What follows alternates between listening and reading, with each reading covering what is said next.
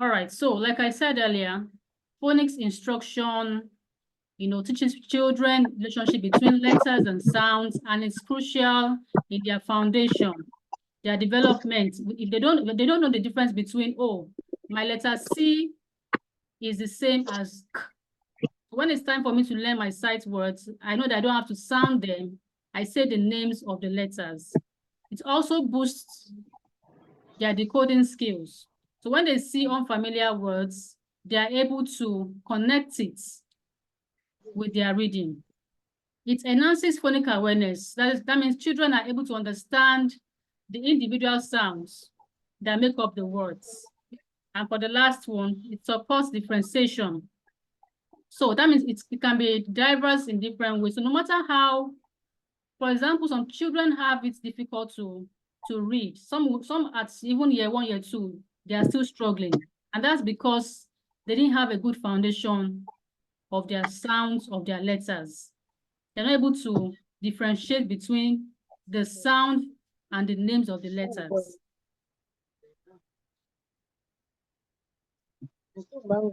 So if you have questions, you can actually be putting it, in the notepad. Then when it's time for me to, take a pause, you ask your questions. So now, while we teach reading, we are also learning to build their vocabularies as well. So one way in which you can actually help the children, apart from the time when you have your spelling classes, one way to improve vocabulary in students is when they're having their regular read aloud sessions. So I'm going to ask a question now. So in your classrooms, do you have regular read aloud sessions? I'd like you to unmute and respond. Yeah, do you have regular read aloud sessions in your classrooms? Whereby you allow the children, read a particular text together. Please answer. Hello. Do you have read aloud sessions? Yes. Please answer. You are muted. You can actually unmute and answer the question, please. What's the answer? Yeah. Yeah. Do you have? Yes. Which class? That's a kindergarten class. For kindergarten class, they are still very young. They are preschool students, right? So one way you can actually help those younger ones is that you have to read more often to them. The more they see you read, the more they love to read, even if they don't know how to read yet. So it's the love for reading that should come first for the preschoolers. No, but these are 5+. They yeah, can so read. 5+ they can actually read. So they're going to either year 1, they're proceeding to year 1. So they should always have these read aloud sessions. That way, apart from them learning their vocabulary, you're giving them confidence in reading, confidence in them facing the crowd. So when you expose them to this kind of attention, then whenever they are faced with, oh, you have to present. You don't see a shy child with low self-esteem. You begin to see that confidence in them, and they begin to even build their language skills as well. So, but one thing about reading is that you have to carefully choose the right books. Okay, you cannot give a year 1 child a year 2 book or year 3 book, because there are some words that are there that are not fit for that child yet. No matter how should I say, intelligent the child is, the kids that we say, oh, that child, let's give that child a class ahead because the child is very, very intelligent. So I believe that there are still, when you say a child is reading a particular book, it's not about just reading and just, okay, I'm done reading. So when you're reading this book, the words you've seen in the book, are you able to spell them? Are you able to use them in sentences?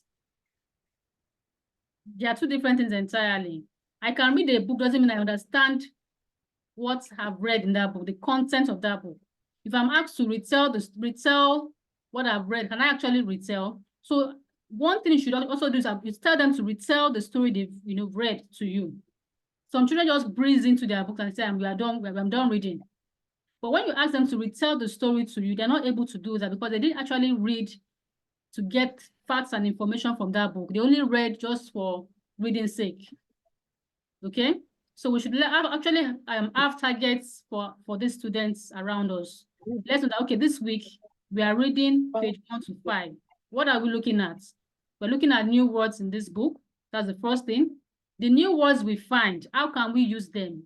The more you use new words, vocabularies, the more the children are able to master it. So it's not about cramming words, it's about using the words. The more you use the words, the more you know it. So before I continue, do you have any questions? Before I continue? Is there anything I've said that's really, can I go on? Anybody have questions? She asked you, those of you in primary, she asked you, do you do read aloud? Read aloud sessions, yes. It's an interactive webinar. I won't be the only one talking. The primary session have not been doing read aloud. Only kindergarten does it.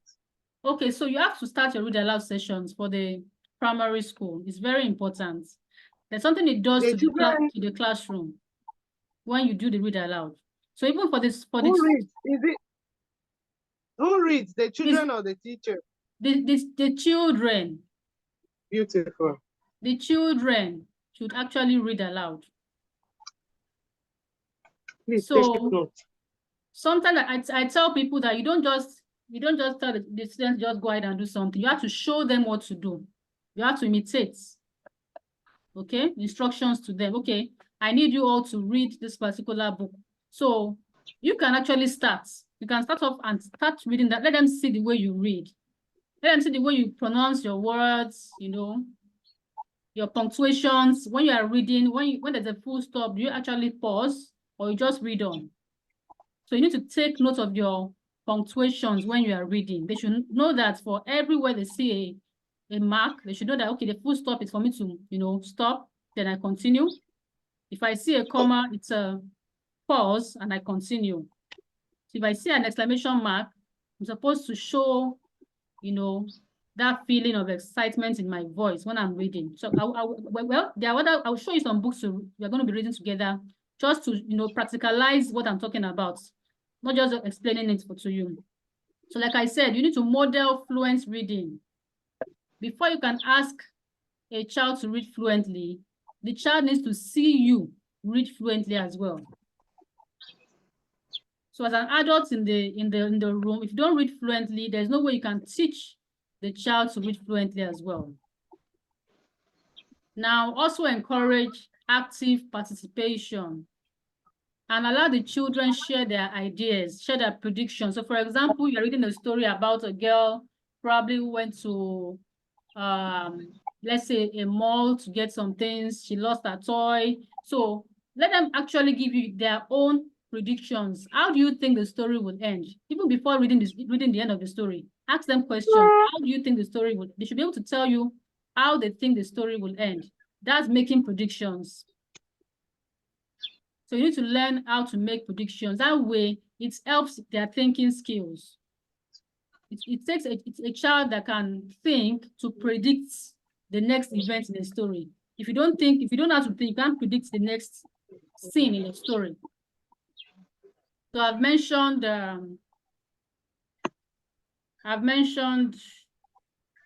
carefully selecting the kind of books, right? Yes, you give to the children according to their age. I've also mentioned model fluent reading. You need to model it first. So while reading, you need to pause to explain unfamiliar words. So one time they see a word they're not familiar, they should actually pause and ask questions. Excuse me, ma, this word is not a familiar word. Could you please explain the meaning? And that means you also have to be vast in your knowledge and be ready for any questions from the students as well. So if I'm reading a book and I see a particular word, it's not a thing of shame to say, oh, I actually don't know the meaning of this word. So let's make a research. Do we have a dictionary in the class? Let's get it. Let's open and check the meaning of that word. So even as a class, you can actually even research for meaning of words in the classroom and discuss it. Oh, I thought it was this. So this is really the meaning of this word. So the classroom should be actually a very engaging atmosphere. Shouldn't be a rigid place for just the teacher to be talking throughout the day. You allow the students also find a way to talk about their learning, articulate their thoughts as well. All right, and also always encourage participation. Let them ask questions. Our meeting will actually end in 10 minutes because we have 40 minutes of free Zoom. So once it times out, you can log in again. Now I'm going to show us a particular book. Just give me a few minutes, please. I have to stop and share again.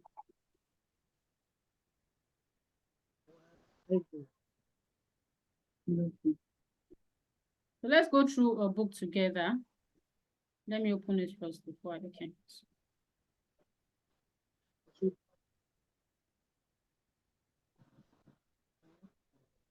Yeah, just in this stuff.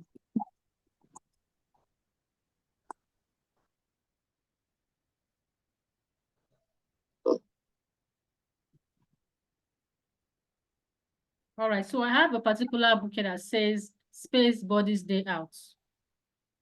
This was actually made by an educator like us. You know, so one of the skills we should learn as teachers, you know, educators, is we should try and start creating content by ourselves. Somebody made this, and she's actually a teacher, an online teacher.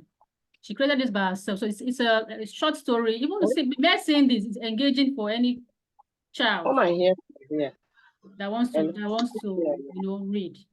So it says Space Bodies Day Out.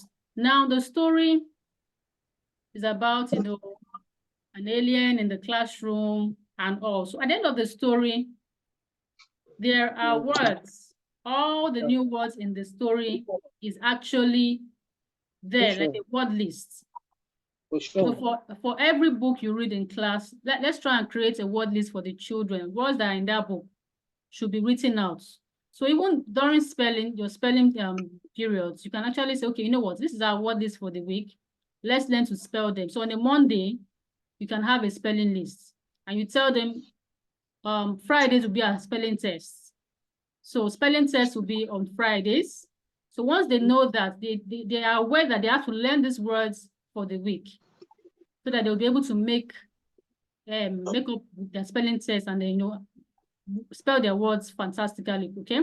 So like here, all the words in the story, we have charm, planet, perplexed, intergalactic, explored, guided, accidental, earthly, show, determined. So these are words. This particular book will be perfect for a year 3 or a year 2 class, depending on the kind of class group you have. So some children, we have some group of children that, and I'm sure you agree with me, for those that work in schools, there are times that in a session you have a group of, you know, you have more of high flyers in some sessions. While in some sessions you have lots of children that are, you know, are not there yet. You have to work double check on their work. So, like I said, for every book that is being read in class, you have to create a word list and tell them. In fact, from henceforth, you can just say, you know what, Fridays are spelling days, spelling tests. So they go on with the spelling words on Monday. They have Tuesday, Wednesday, Thursday to practice the words. And on Friday, they can have their spelling tests.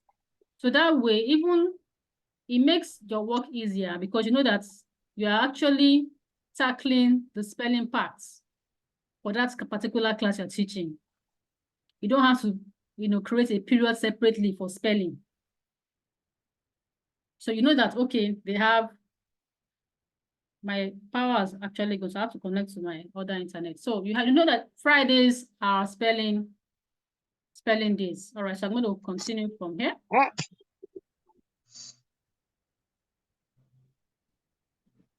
I'm not using one. Okay.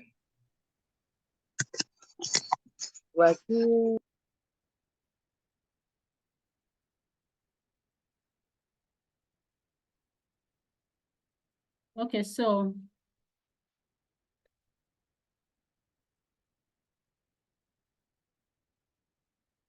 let's go on. All right, so now developing fluency through repeated reading.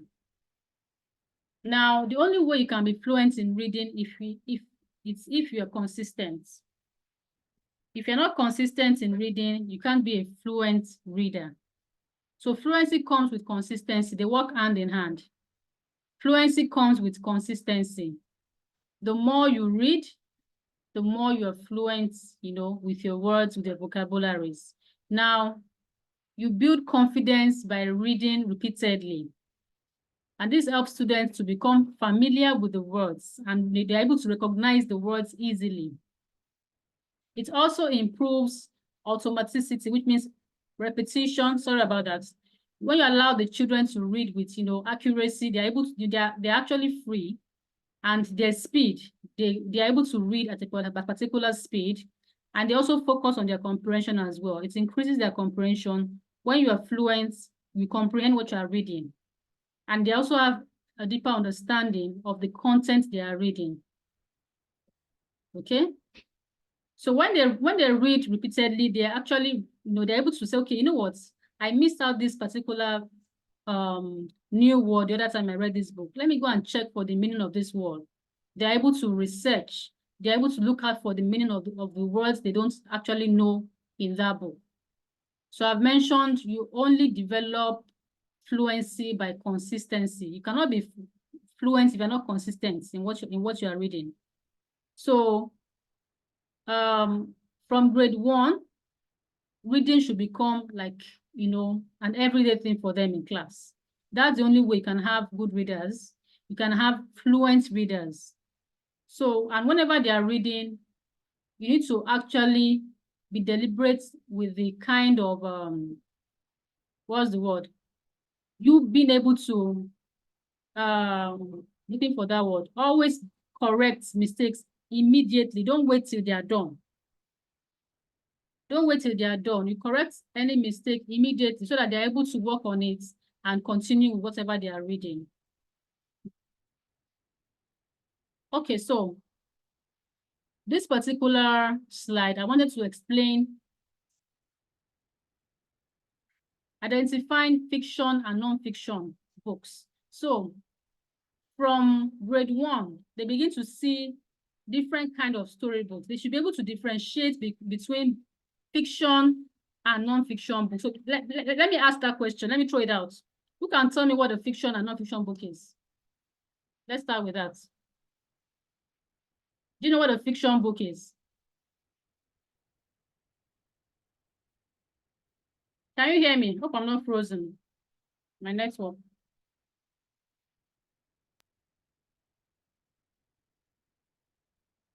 Who can tell me what a fiction and non-fiction book is? Somebody, your last, it ceased. So you just came back. Okay, it was my network. So I was asking a question. Who can tell me the difference between a fiction and a non-fiction book? No, we heard you last when you said from grade 1. Yes, I'm saying that from grade 1, upper, elementary, secondary school, they should be able to know the difference between a fiction and a non-fiction book. I will seize your phone. So who knows what a fiction book is and a non-fiction book is? Can you differentiate between the two? Fiction and non-fiction book. Yes.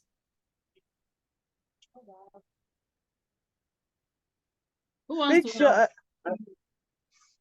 Yes. Oh, yeah, talk now. Nobody wants to give it a try. Who wants to try? Though we have less than 1 minute, so once the time's out, you can log in again. So fiction is okay. People should talk. So who wants to say something? At least let's try. Say something. Give it a try. What is fiction? What's your own view of fiction and non-fiction? Say like, come on, say. Thank you. Mrs. Farmer, what's your fiction? Say what you. No one. My shame. Say your own view. Yes. Why are you not saying? Don't want to talk. All right, go ahead. Say now, you will be right.